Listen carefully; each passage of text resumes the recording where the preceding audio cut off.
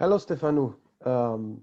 In the previous episode, we spoke about how the install base can boost the growth of a manufacturing company and how important is focusing in the install base is really, really important. Today, in your opinion, how digital solutions can really help?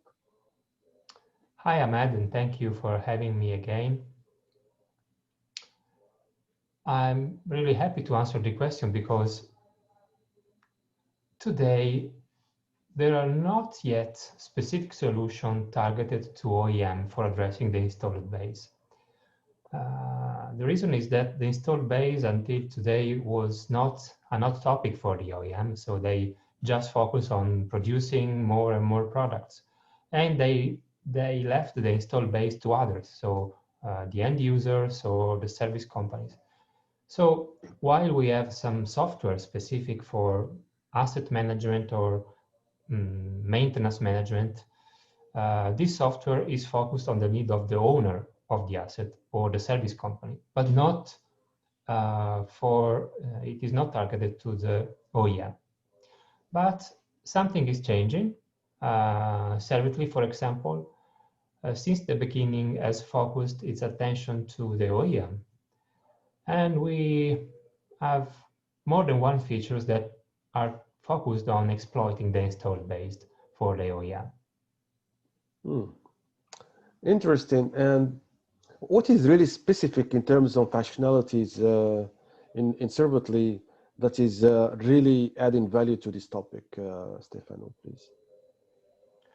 Yes, so there are some areas. One of them is anaggraphic management. So uh, the objective of the OEM, first of all, is to know the install base. So it is strange to think about it, but many OEMs do not have even the knowledge about where their products are located and who is the final customer, uh, who are all the actors in the channel, distributors, dealers. So the first functionality is to collect all this information in a software, in a database, in a structured database that, first of all, give the OEM a very high-level view of where the product is, who is the final customer, and who is the distributor and the dealer.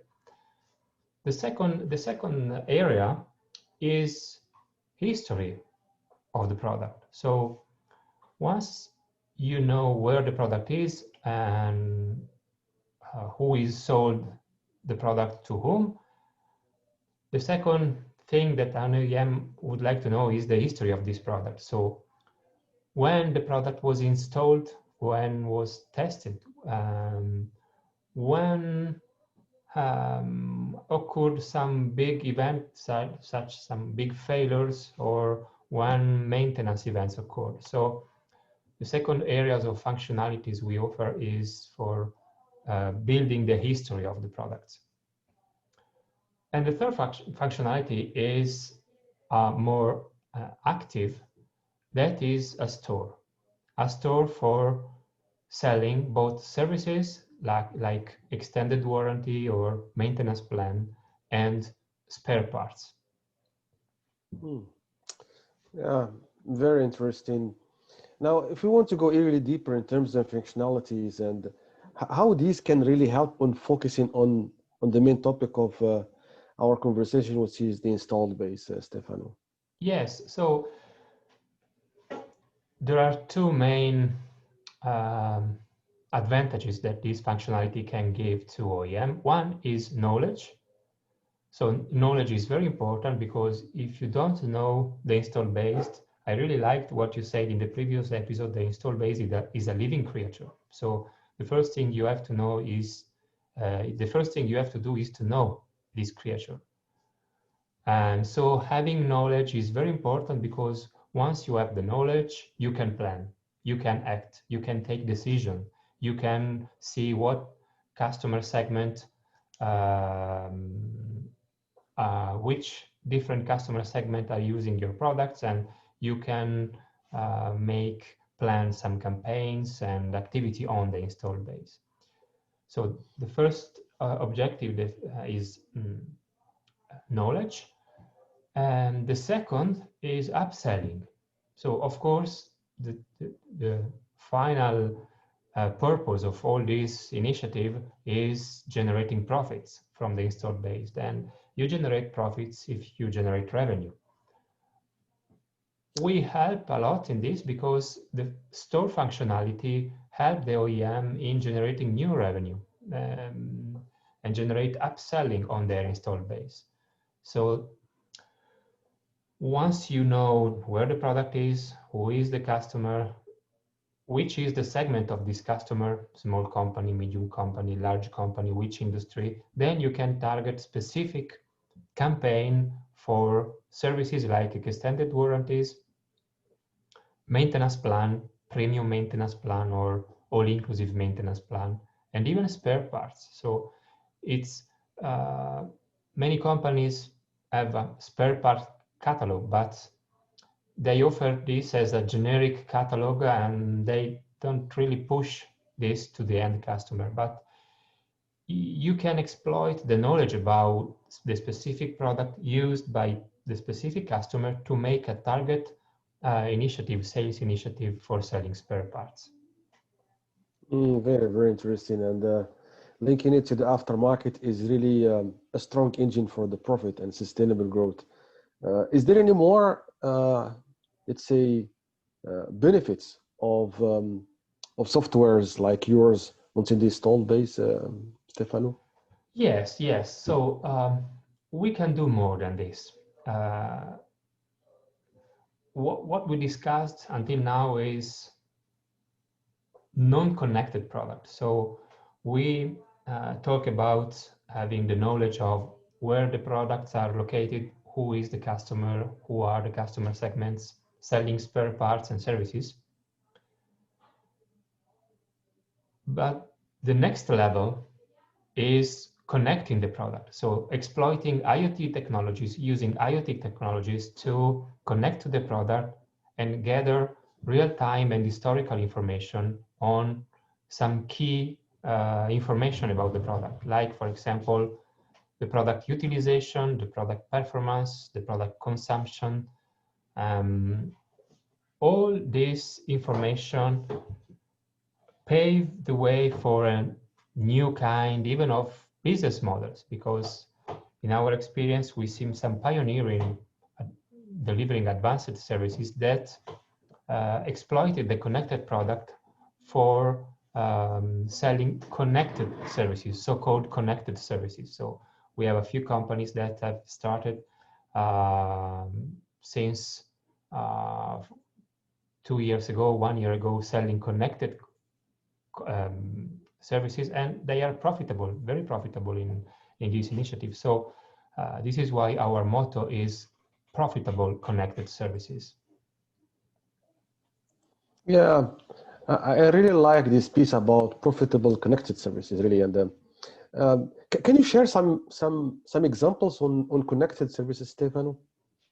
Yes, sure. So the most simple connected service is a pure digital service. So let's consider an example, an oven. Okay, an oven consumes energy, and the final customer is very, very sensitive on energy consumption of its oven. So one digital service for this customer could be energy monitoring and delivering based on its real usage of the product, delivering to the customer suggestion advices to make a better usage of the oven in terms of energy consumption. So this is a digital service that is enabled by IoT, that deliver real value, concrete value to the end customer. And this is a pure digital service. So it doesn't require any human intervention, any human work for delivering this service. A second kind of service is a mix between digital and human. And I'm talking about performance advisory services. Performance advisory services are services that help the customer increase the performance of the product. So if the product is a packaging machine, increasing the uptime of the packaging machine, or if the product is compressor, it means increasing the performance of the compressors and the ratio between output and costs.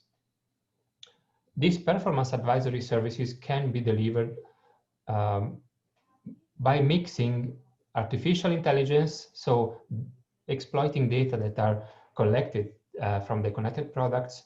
You can have some algorithm automatic rules that detect some pattern and then make some suggestion to the end customer.